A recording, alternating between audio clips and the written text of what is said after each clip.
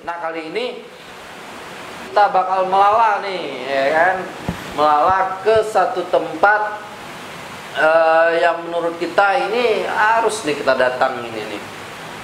Orang ini atau milenial muda ini sering disapa dengan Bang Jum, ya, Bang Jum. Nama aslinya Jumadri Putra. Nah, beliau ini dengar-dengar juga memiliki sekitar lebih kurang itu 5.000 judul buku. Nah, gak penasaran tuh, kan? Kita mau berangkat ke rumahnya Bang Jumadri yang milenial miliki 5.000 judul buku. Jumadri Putra Library tuh takut hilang dipinjam bukunya, guys. Luar biasa Bang Jum. Cuman separuh Bang ya? Ya, jadi sebenarnya di sini tuh ada, ini kan dua bagian ini. Oh, dalamnya juga ada Bang ya? Di belakang ini masih ada. Waduh. Jadi karena memang terbatas rak ya. Jadi sebagian ada di sebaliknya, sebagian juga ada di kamar. Cari apa? Jual kertas gitu loh. Jadi kampus kan banyak kertas yang di banyak tempat, lalu saya kumpulkan. Nanti saya bawa ke tempat apa namanya itu? Jual kertas. Gitu. Nah, setelah ya harus banyak kan, harus berkarung-karung. Itu baru beli buku. Saya jual. Nah, beli buku Bang ya. Nah, hasil dari penjualan kertas itu saya beli. Ini saya masih ingat betul buku Yudi Latif ini.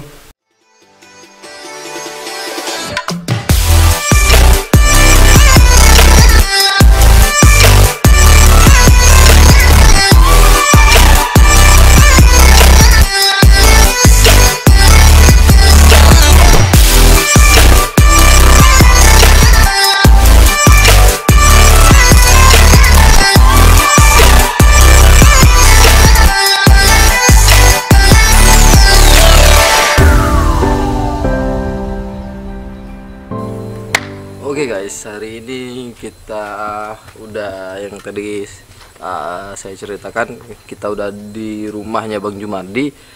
Beliau ini yang tadi juga saya ceritakan seorang milenial yang memiliki lebih dari 5.000 buku, 5.000 judul buku.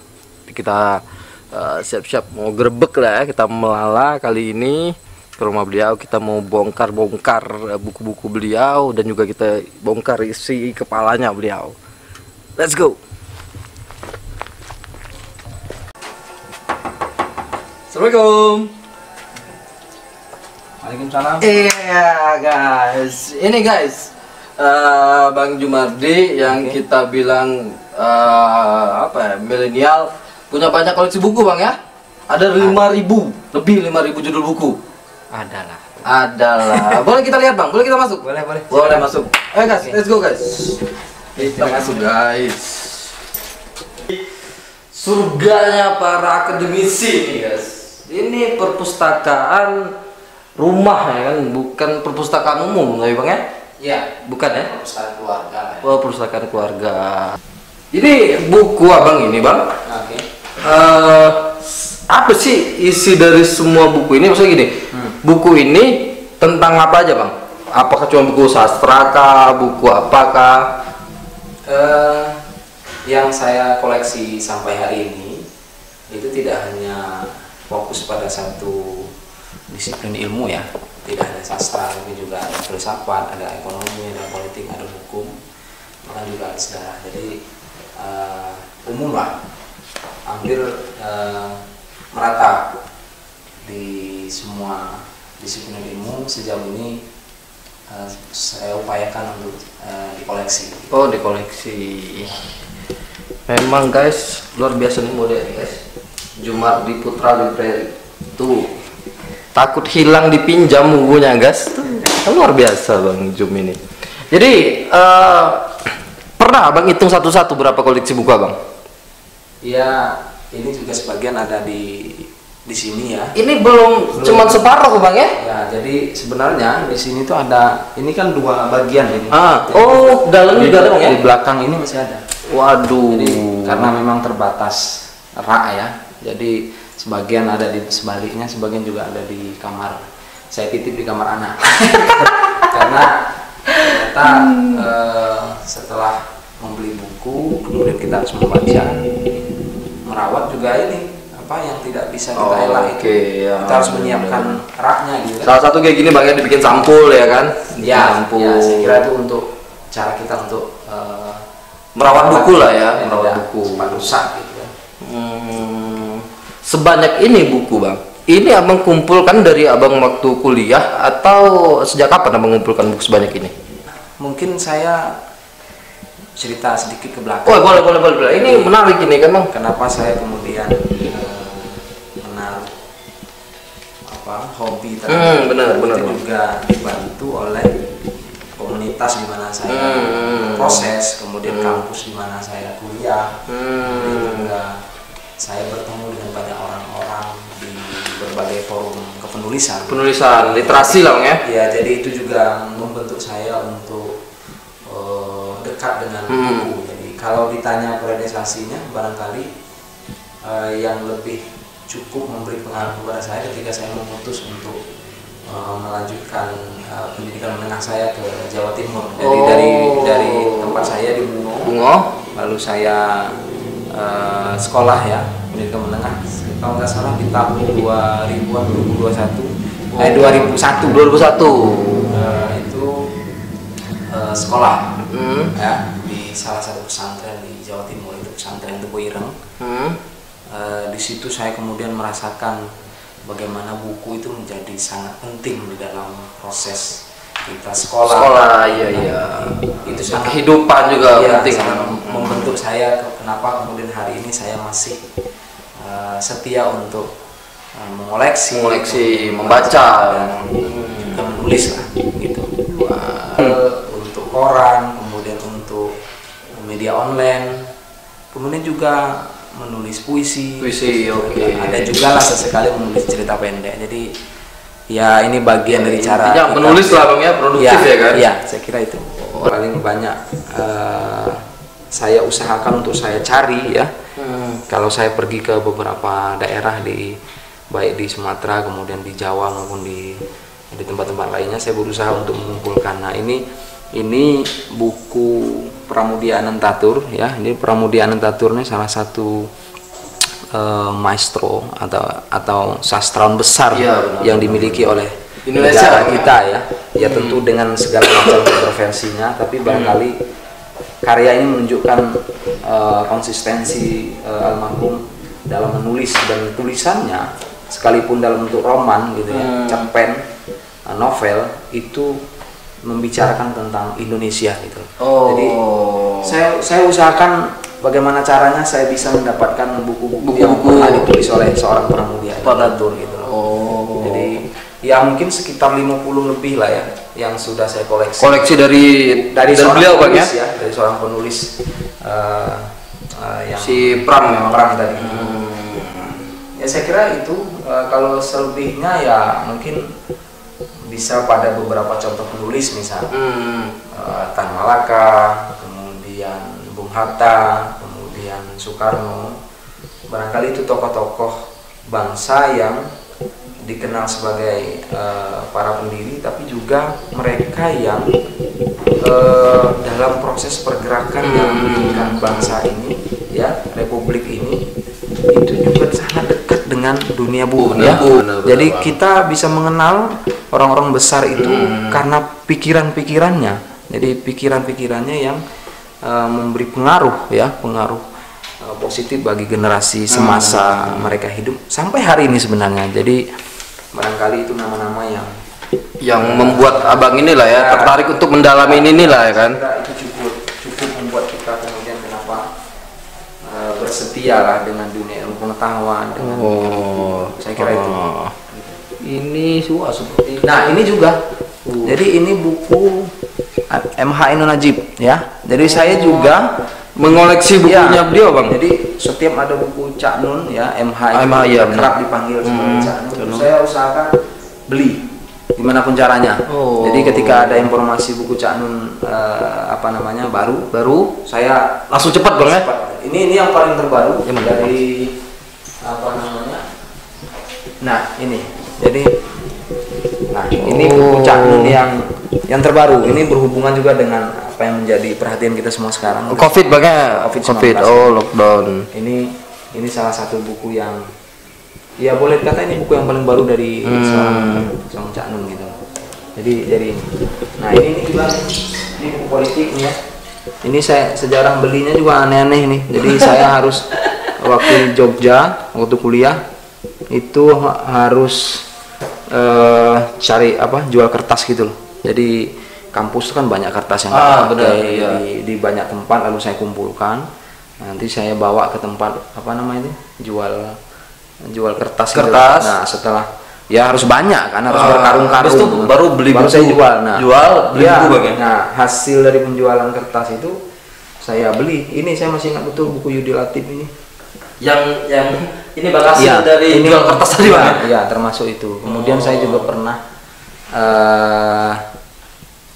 buka jasa sampul buku. Jadi kalau di Jogja itu kita punya tradisi pameran buku.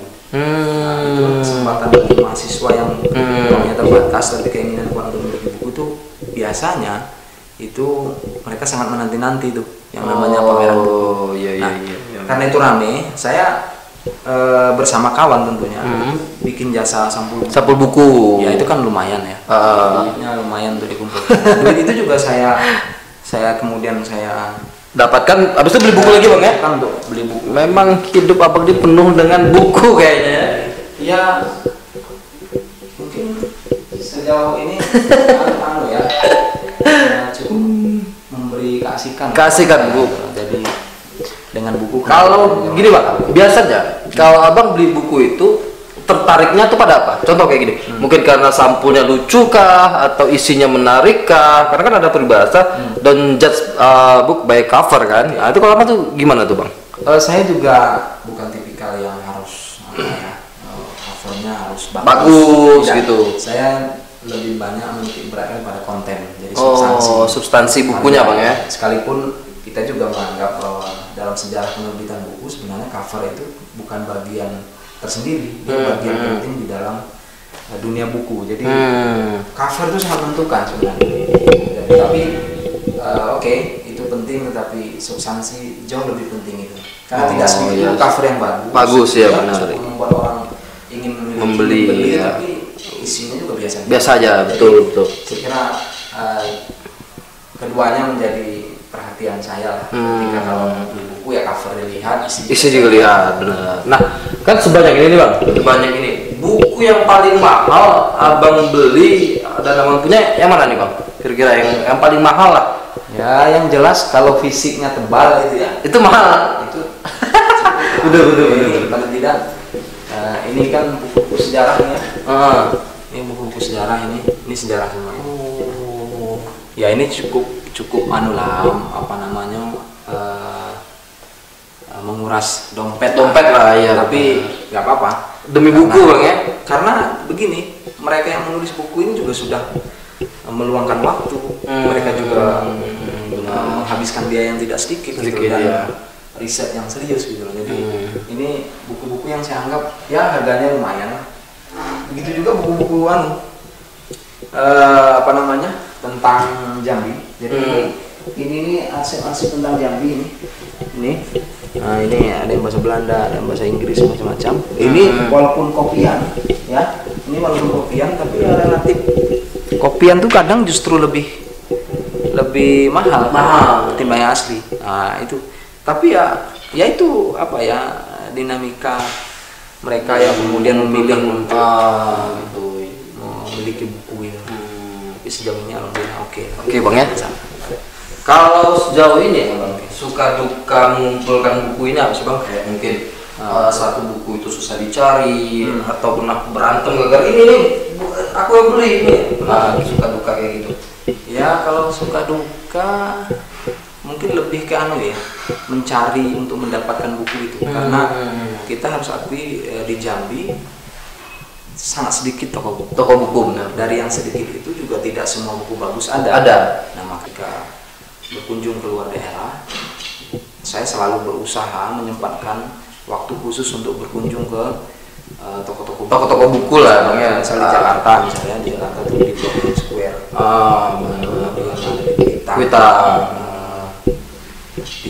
di toko-toko lain lah ya.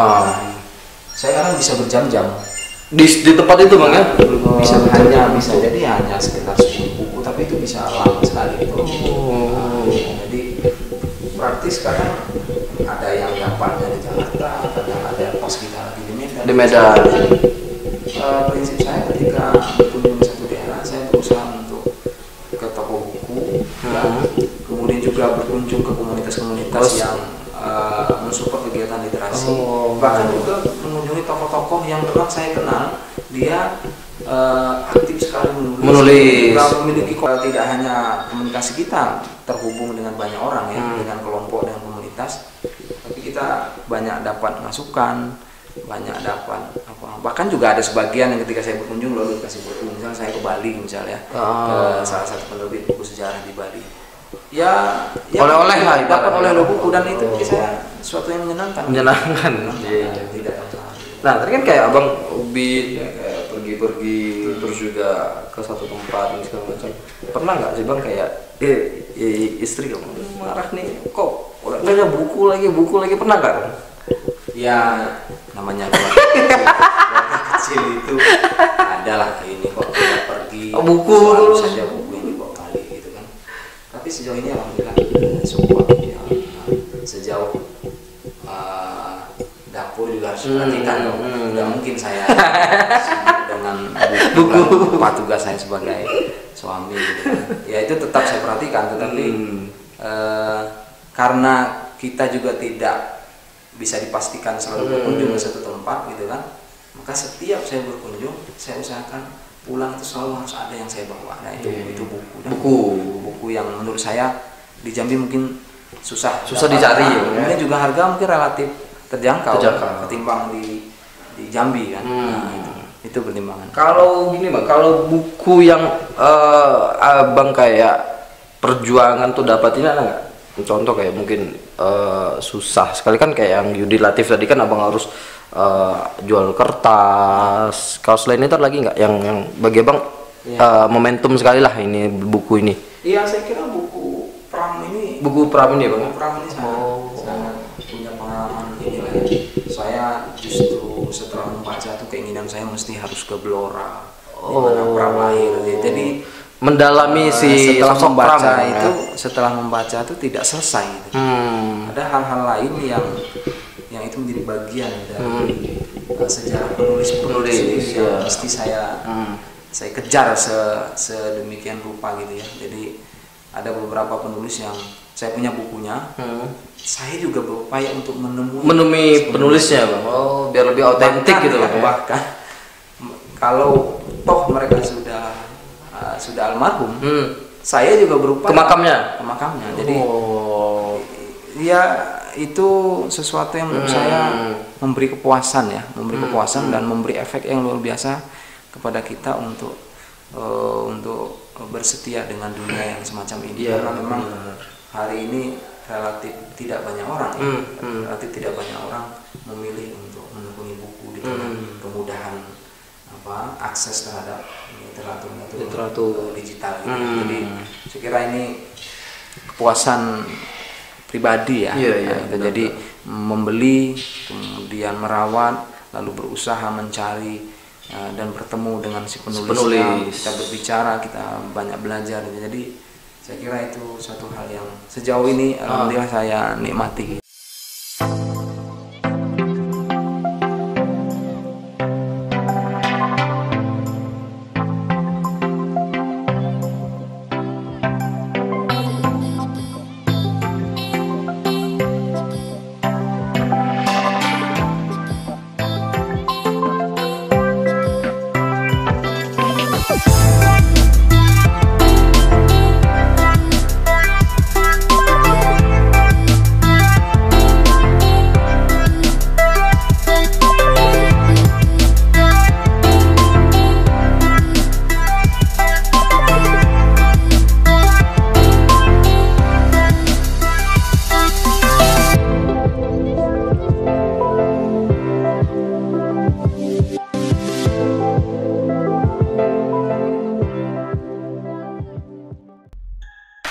Mencari tahu di mana posisi beliau.